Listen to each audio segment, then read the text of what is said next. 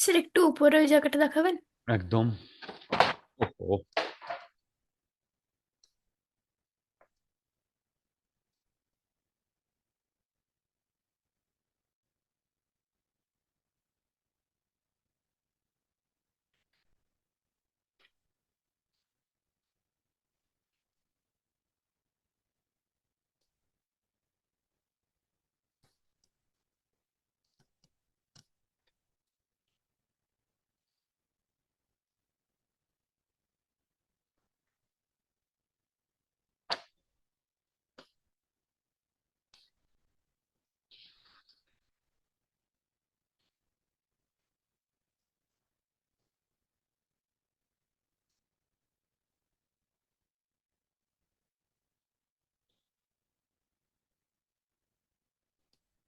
जल्दी करो।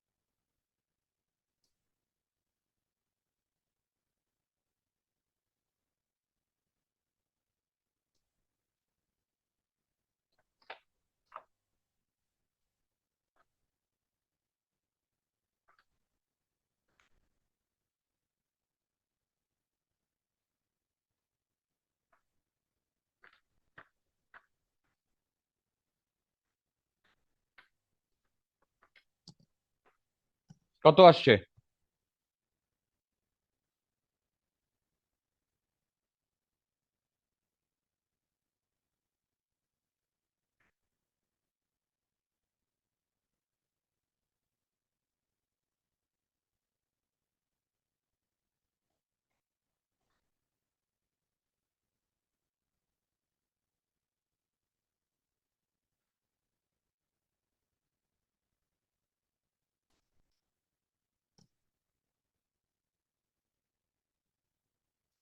স্যার 7.64-এর কাছাকাছি আসছে কি? তুমি বলছো 7.64? এত সেকেন্ড?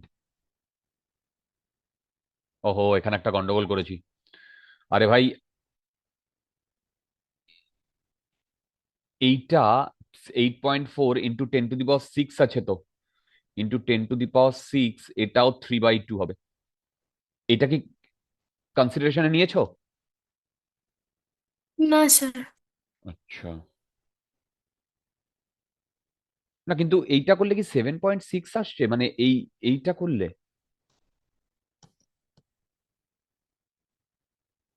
তো অনেক কম আসার কথা। স্যার আমি আর একবার করে বলছি। একবার একবার একবার দেখো তো।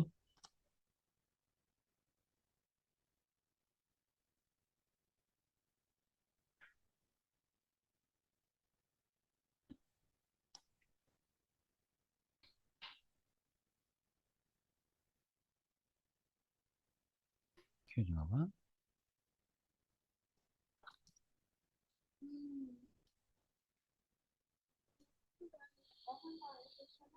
এই তো বাবা হবে। 10:30।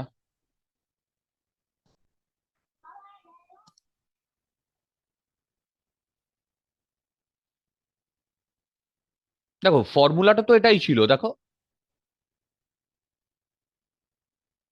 2π√g/mp/r3/2, ঠিক?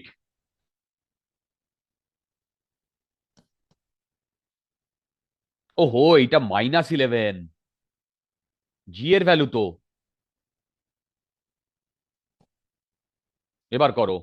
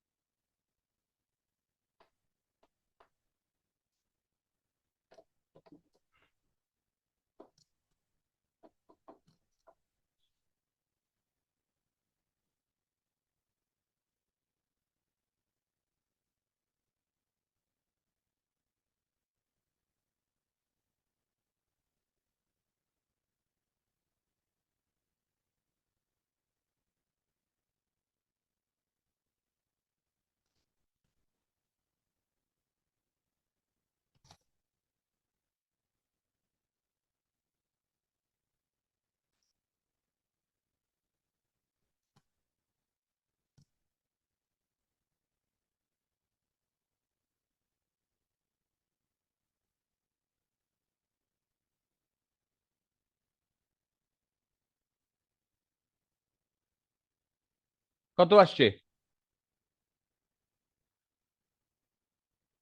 রাজন্না, হ্যাঁ, ক্যালকুলেট করছো? করছি। 7.88 × 10⁻³ আসছে। ওকে, তাই সই। এটা করলে আসছে, বল কত বললো? 7 পয়েন্ট 88 × 10⁻³ আসছে। 7.18।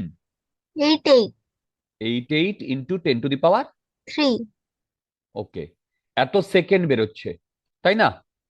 একে যদি আমি 3600 দিয়ে ডিভাইড করি তাহলে কত কি কত বেরোচ্ছে বলো?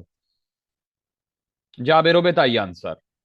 একে 3600 দিয়ে যদি আমি ডিভাইড করি কত 2.18 বেরোচ্ছে? আসছে। হ্যাঁ, 2.18 আসছে। ওয়ান স্যার, এইট 2.12 এর কাছাকাছি আসছে আমার। এত আওয়ার্স, ঠিক আছে। 33, 33 কি করে কি হবে বলো তো? 33,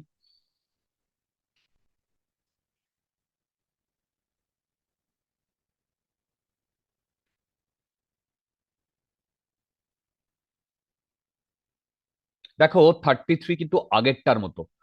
find the radius of circular orbit of A satellite moving with an angular speed equal to the angular speed of earth rotation. তার মানে টাইম পিরিয়ড সেম। তাহলে মানে টাইম পিরিয়ড হচ্ছে 24 × 3600 সেকেন্ড। এটা টাইম পিরিয়ড দুটোরই। এবার আমরা টাইম পিরিয়ড দেখো, এখান থেকে পেয়েছি না এইটা, তার মানে 24 × 3600 ইকুয়াল টু 2π/√g। আচ্ছা, না, জি এর ভ্যালু বসিয়ে দিচ্ছি। 6.67 × 10⁻⁻11।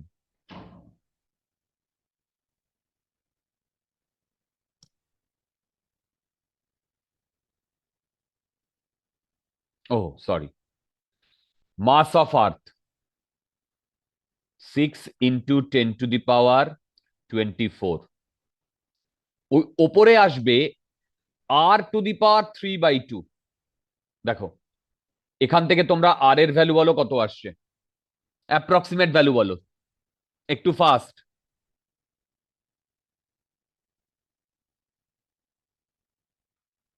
একটু ফাস্ট, আর এর ভ্যালু একটু ফাস্ট।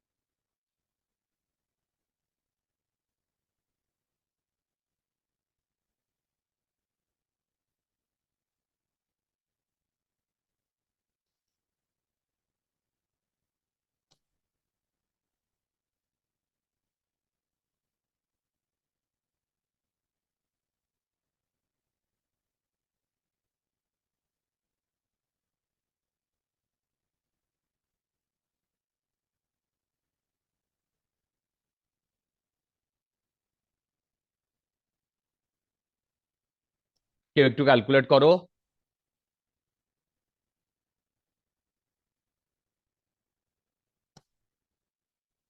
এ বেরিয়ে যাবে। If the satellite is directly above the North Pole at some instant, find the time it takes to cover the equatorial plane. If the satellite is directly above the North Pole. Sir 7.56 into 10⁻20। হুম, তুমি বলছো 7.56 into 10⁻। 22। এটা কি বেরোচ্ছে? এটা তো R3/2 রয়েছে, ভেবে দেখো।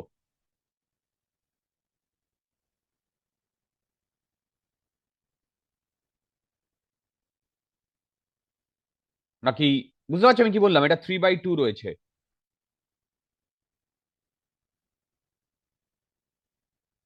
এটা কোনটা বেরিয়েছে, ফাইনাল আনসার না এইটার ভ্যালু? এত তো বেরোবে না।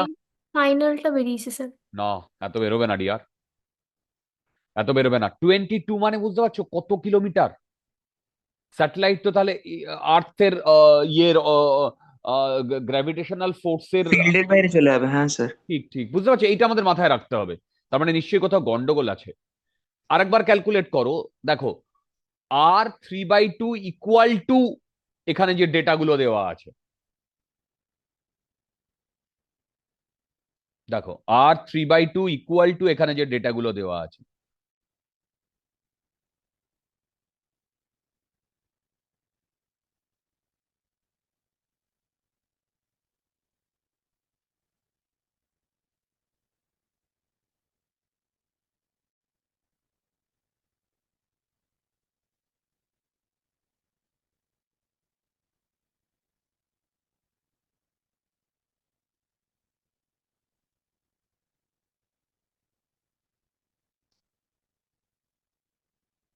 এটা একটু ক্যালকুলেট করো।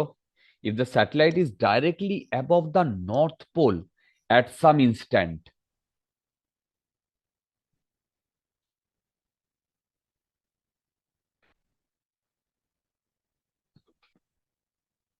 এটা ধরো নর্থ পোল এইখানটায় রয়েছে,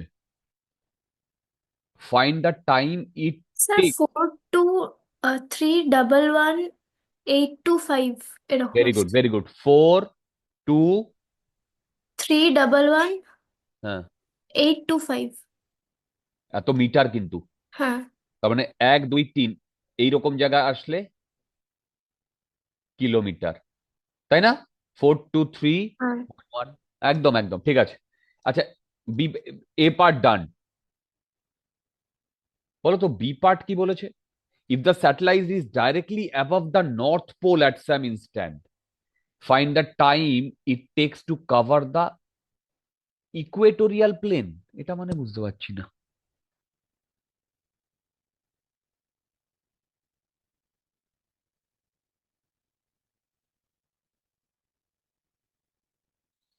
এইটা মানে আমি না বুঝতে পারছি না। If the satellite is directly above the north pole, এই নর্থ পোলের ওপরে রয়েছে।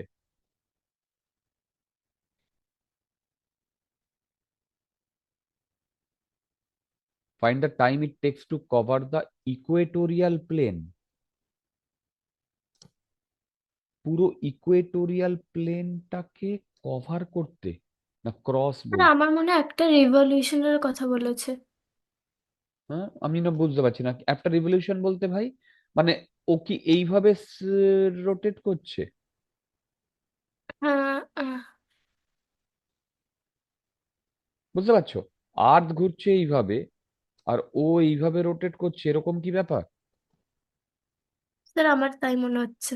আচ্ছা, কিন্তু এইখানে আমার কয়েকটা, ইফ দ্য স্যাটেলাইট, না না না না, এটা না। At some instant find the time it takes to come over the equatorial plane, বুঝতে পেরেছি। তার মানে ও এইখান থেকে এইখানে আসছে, দেখো টোটাল এইখান থেকে এইখানে, এইখান থেকে এইখানে, এইখান থেকে এইখানে, আবার আবার এইখান থেকে এইখানে। এই চারটে সেগমেন্টে টোটাল লাগছে হচ্ছে 24 আওয়ার্স। দেখো, এই চারটে সেগমেন্টে টোটাল লাগছে হচ্ছে 24 আওয়ার্স। তার মানে এইখান থেকে এই পর্যন্ত লাগছে অনলি 6 আওয়ার্স। দেখো, এইখান থেকে এই পর্যন্ত লাগছে অনলি 6 আওয়ার্স। দেখো,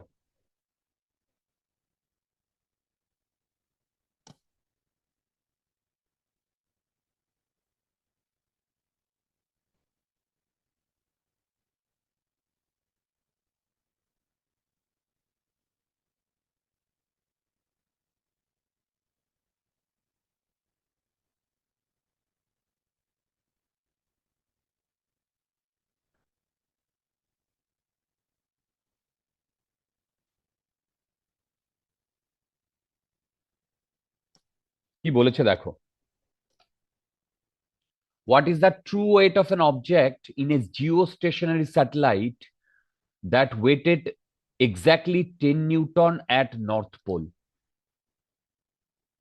আচ্ছা, হুম,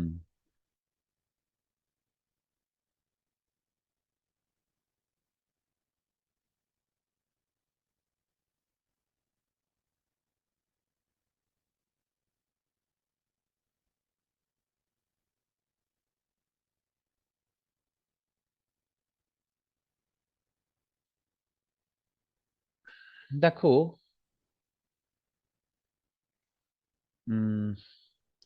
what is the true weight of an object in a geostationary satellite that weighted exactly 10 Newton at North Pole? আচ্ছা দেখো, এইখানে যেটা গল্প,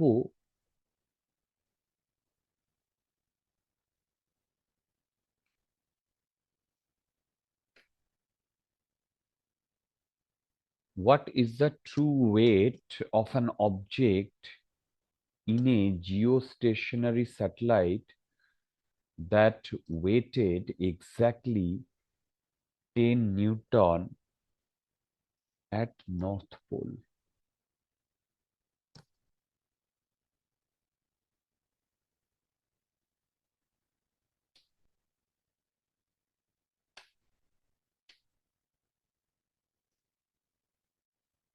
What is the true weight of an object? তার মানে জিও স্টেশনারি স্যাটেলাইটে যে জি কাজ করবে, দেখো জিও স্টেশনারি স্যাটেলাইটে যে জি কাজ করবে,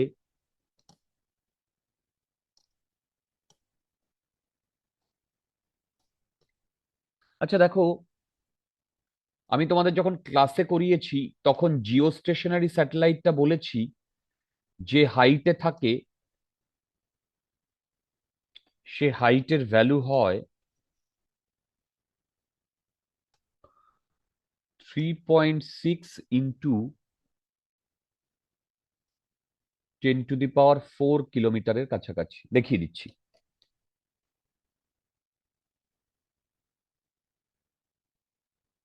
এই যে 36000 কিলোমিটার। দেখো,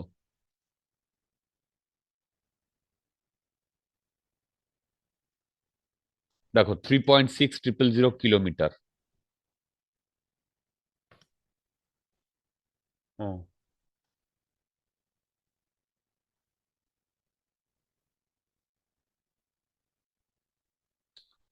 এবার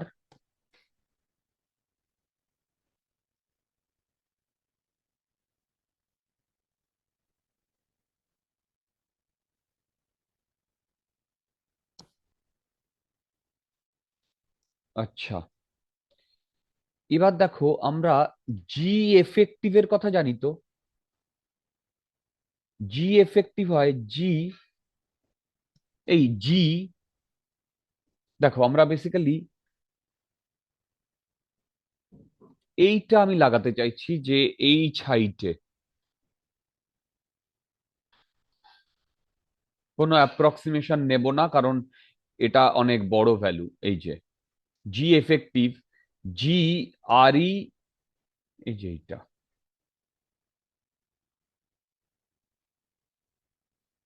জি এফেক্টিভ জি আরই আরই স্কোয়ার প্লাস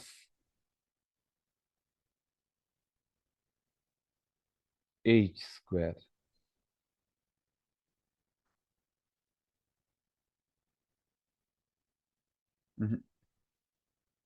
ভুল করছি। আরই প্লাস এইচ হোল স্কোয়ার। দেখো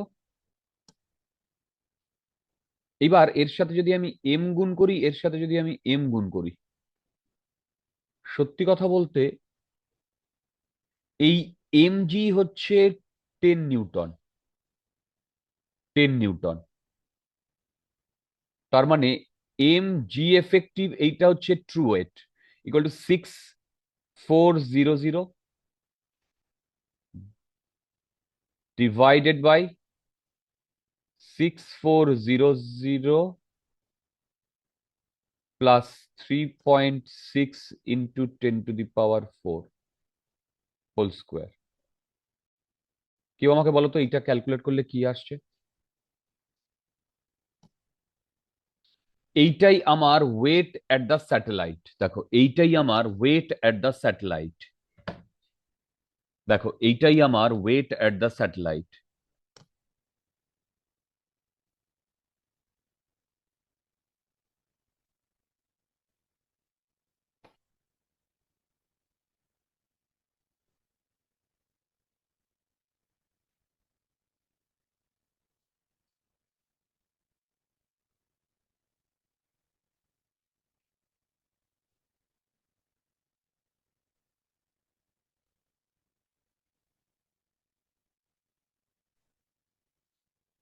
স্যার 0.064 আসছে। 0.064।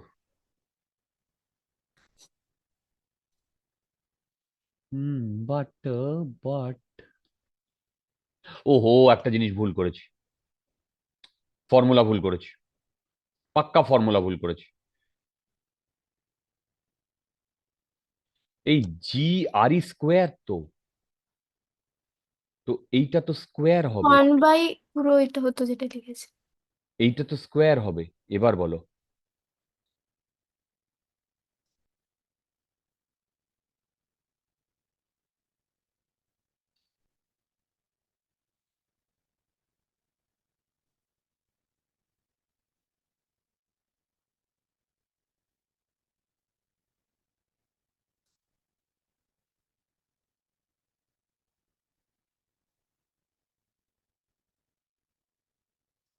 এবার বলো। 409.6। এইটা আসছে 409.6। I don't think dear sir এইটা 0.227 আসছে না? পয়েন্ট। 227 আসছে তো মনে হচ্ছে। হ্যাঁ, এইটা করলে বোধহয় 0.227 এর কাছাকাছি আসবে।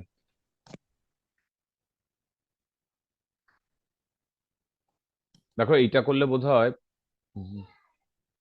0.7 এর কাছাকাছি আসবে। হ্যাঁ স্যার, কারণ ডিনোমিনেটর অনেক বড়, মানে কিছু থাকবে না প্রথমে।